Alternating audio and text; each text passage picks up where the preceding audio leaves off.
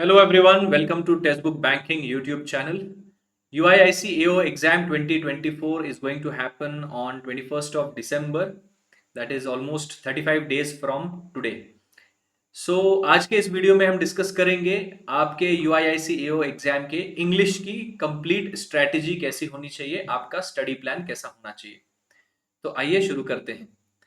सबसे पहले तो 5 अलग अलग टॉपिक्स पर हम बात करेंगे। पहला टॉपिक होगा बिल्डिंग योर कोर स्किल्स। दूसरा टॉपिक ऑफ डिस्कशन होगा टॉपिक स्पेसिफिक प्रिपरेशन आपको कैसे करनी है। तीसरा टॉपिक हम बात करेंगे टाइम मैनेजमेंट एंड प्रैक्टिस की। चौथा टॉपिक हम बात करेंगे एग्जाम डे स्ट्रेटेजी की, जो कि हालांकि काफी दूर है, लेकिन एग्जाम के दिन क्या स्ट्रेटेजी आपकी होनी चाहिए वो भी इस वीडियो में मैंने इंक्लूड किया है। एंड लास्टली हम डिस्कस करेंगे आखिरी 35 डेज की आपकी क्या स्ट्रेटेजी होनी चाहिए। तो चलिए स्टार्ट करते हैं। सबसे पहले हम बात अगर करें बिल्डिंग योर कोर स्किल्स की, तो कोर स्किल्स में नंबर 1 आता है रीडिंग स्किल्स। रीडिंग स्किल्स आपको इंप्रूव करनी है by reading newspapers every day. कम से कम 30 टू 45 मिनट्स, ज्यादा से ज्यादा 1-1.5 घंटा भी आप पढ़ सकते हैं। जो रेप्यूटेड न्यूज़पेपर्स हैं जैसे द हिंदू है, द इंडियन एक्सप्रेस है, उनको आप पढ़ सकते हैं। न्यूज़पेपर के एडिटोरियल्स पढ़ते हैं और एडिटोरियल्स के साथ साथ बाकी डाइवर्स टॉपिक्स के ऊपर आप आर्टिकल्स पढ़ सकते हैं, जैसे इकोनॉमी के ऊपर, एनवायरमेंट के ऊपर, इंश्योरेंस से रिलेटेड अगर कोई आर्टिकल आया है तो वो आप पढ़ सकते हैं। इंटरनेशनल न्यूज़ पढ़ सकते हैं, स्पोर्ट्स के न्यूज़ पढ़ सकते हैं। कोई भी ऐसी न्यूज़ जो आपको इंटरेस्ट करती है, जो आपका इंटरेस्ट जगाती है, वो आप पढ़ लीजिए। और पढ़ते समय ही उस पैसेज का टोन क्या है, उस पैसेज का सेंट्रल थीम क्या है, उस पैसेज की समरी आप कैसे लिख सकते हैं, इनके बारे में भी प्रैक्टिस कीजिए। क्योंकि रीडिंग कॉम्प्रिहेंशन में जो आइडेंटिफाई द टोन और identify the central theme of the passage वाला क्वेश्चन आता है, वो आप अच्छे से सॉल्व कर पाओगे।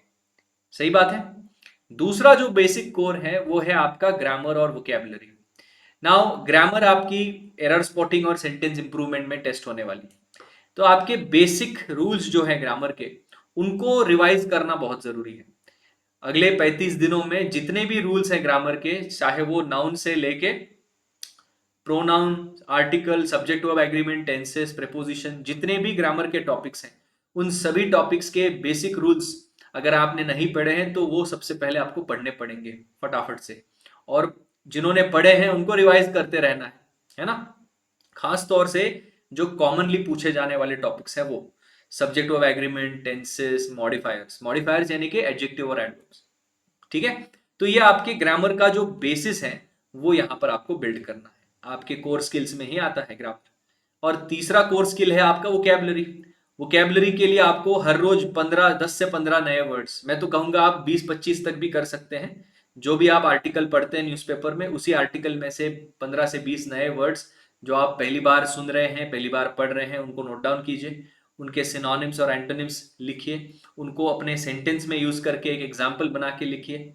और उनको रिवाइज करते रहिए हर 2 दिन बाद, 3 दिन बाद, ताकि आप उनके मीनिंग्स ना भूल जाए, है ना। वर्ड्स के साथ साथ आपको इडियम्स एंड फ्रेजेस भी रेगुलरली रिवाइज करनी है, क्योंकि आपके इंग्लिश के सेक्शन में इडियम्स एंड फ्रेजेस के ऊपर सवाल बनते हैं। ठीक है। तो ये एक बार हो गया हमारे core skills, reading skills, vocabulary skills and grammar skills. अभी हम आते हैं टॉपिक स्पेसिफिक प्रिपरेशन पे, जो कि हमारा दूसरा पॉइंट है। सबसे इंपॉर्टेंट होता है रीडिंग कॉम्प्रिहेंशन। आपके एग्जाम में कम से कम एक आरसी आएगा, 2 भी आ सकते हैं, है ना। रीडिंग कॉम्प्रिहेंशन के लिए आपको जो पैसेजेस पढ़ने हैं न्यूज़पेपर से, वो खास तौर से इंश्योरेंस और फाइनेंस से रिलेटेड जो टॉपिक्स हैं, उनके ऊपर आप आर्टिकल पढ़ते रहिए। क्योंकि अभी रिसेंटली आईबीपीएस पीओ जो एग्जाम हुआ, उस एग्जाम में न्यूज़पेपर में से वैसे के वैसे आर्टिकल्स आए हैं क्लोज टेस्ट के और रीडिंग कॉम्प्रिहेंशन के। इसके रिगार्डिंग यूट्यूब शॉर्ट्स भी मैंने बनाए थे 2, जिसमें एग्जैक्ट कौन सा आर्टिकल आया था वो भी मैंने वहां पर बताया था, है ना।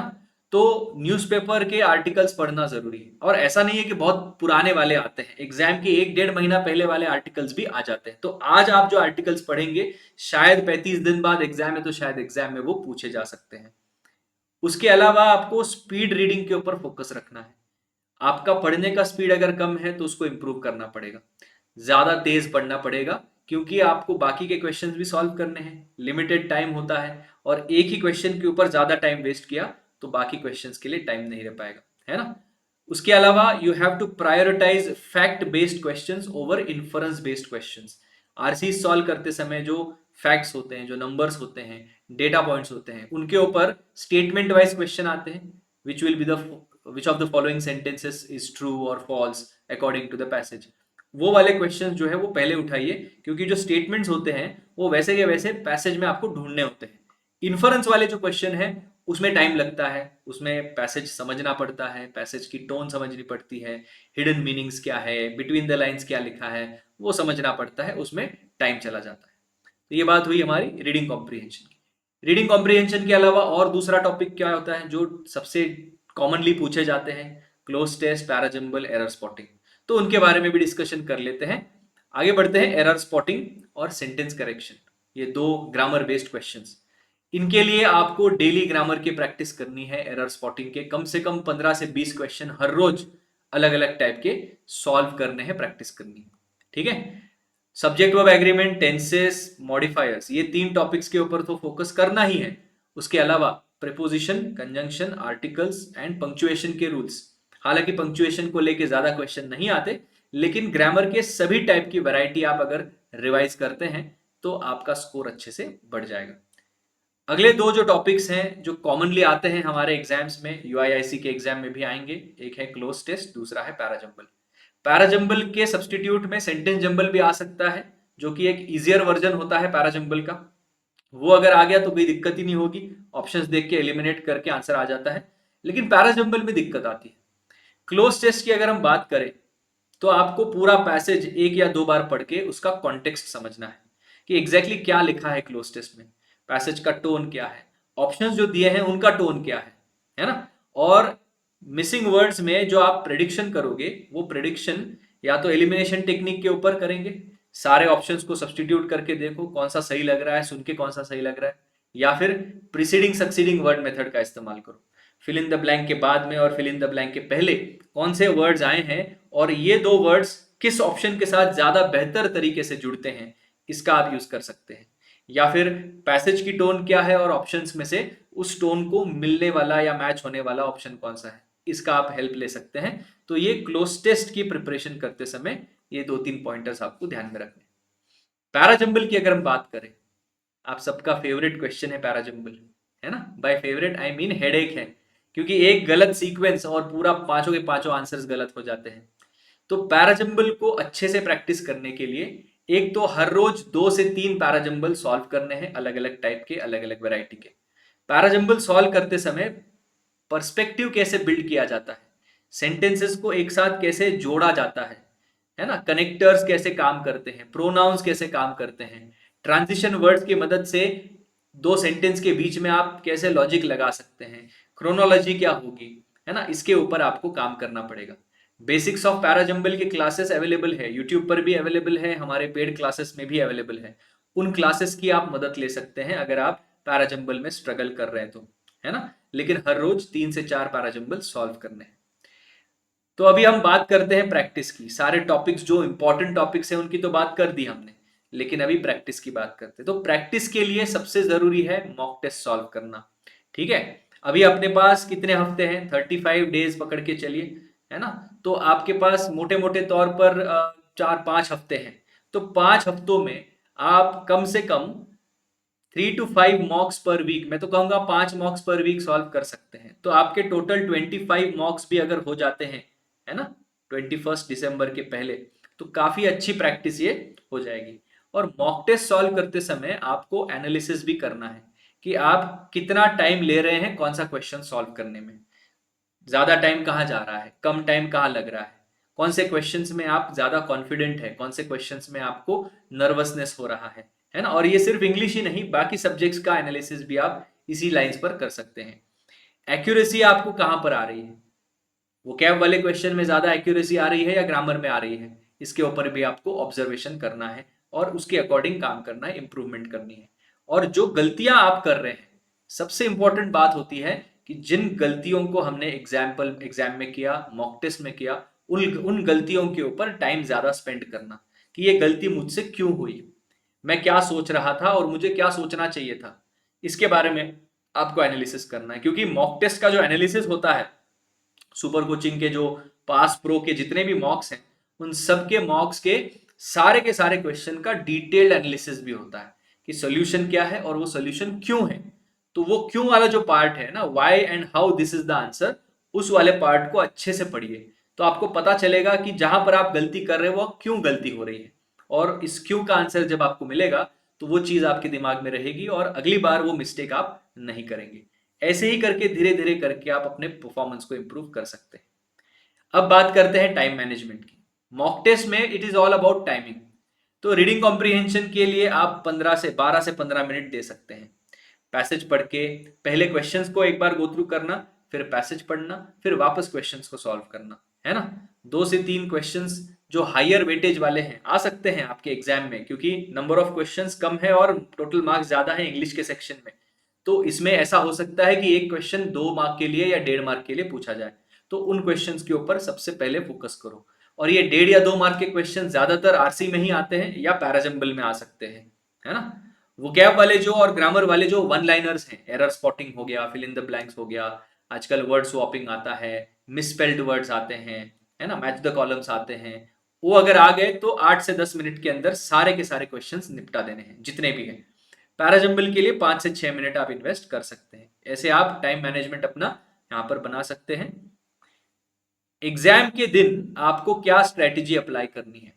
तो एग्जाम के दिन आपको यह ध्यान में रखना है कि आपका कॉन्फिडेंस बिल्ड करने वाले क्वेश्चंस को पहले टारगेट करो।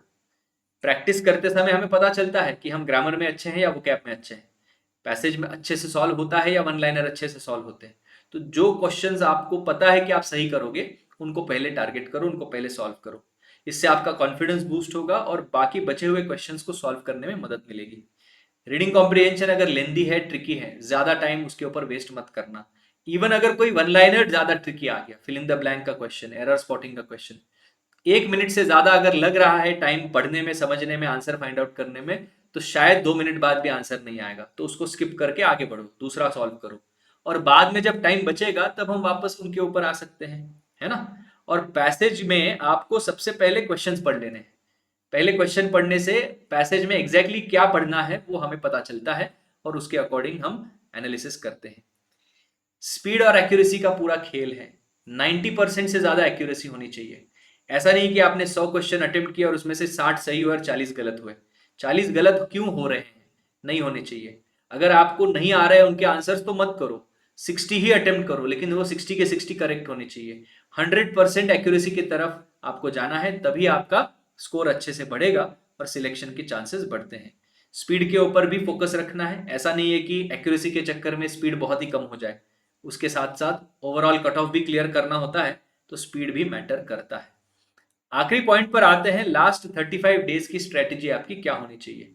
तो जैसे मैंने कहा, आपको डेली एक, कम से कम एक मॉक टेस्ट सॉल्व करना है और जो आपके वीक सब्जेक्ट्स हैं उनको प्रैक्टिस करनी है। सिर्फ इंग्लिश के ही नहीं, क्वांट के, रीजनिंग के और बाकी सब्जेक्ट्स के भी वीकर टॉपिक्स के ऊपर ज्यादा फोकस रखना है। डेली 1 मॉक टेस्ट और उसका एनालिसिस थरोली आपको करना है। गलतियां कहां हो रही है, प्लस पॉइंट्स कहां पर है, माइनस पॉइंट्स कहां पर है, और वोकैबुलरी जो है रिवाइज करनी है। जो डेली के 15-20 वर्ड्स आप नोट डाउन कर रहे हैं, उनके सिनोनिम एंटोनिम लिख रहे हैं, उनको रिवाइज करते रहिए। ग्रामर के जो इंपॉर्टेंट रूल्स हैं, ऐसे रूल्स जो आपको डिफिकल्ट लग रहे हैं, उनको रिवाइज करते चलिए, ठीक है। अगर आप UIIC का बैच ज्वाइन करना चाहते हैं आखिरी 35 डेज के लिए, तो टेक्स्ट बुक सुपर कोचिंग का हमारा बैच चल रहा है, ऑलरेडी ऑनगोइंग है, उसमें आप जुड़ सकते हैं। या फिर अगर आप ऐसे कोई एस्पिरेंट है जो अगले साल के लिए तैयारी कर रहे हैं, तो आप अगले साल के लिए भी ज्वाइन कर सकते हैं।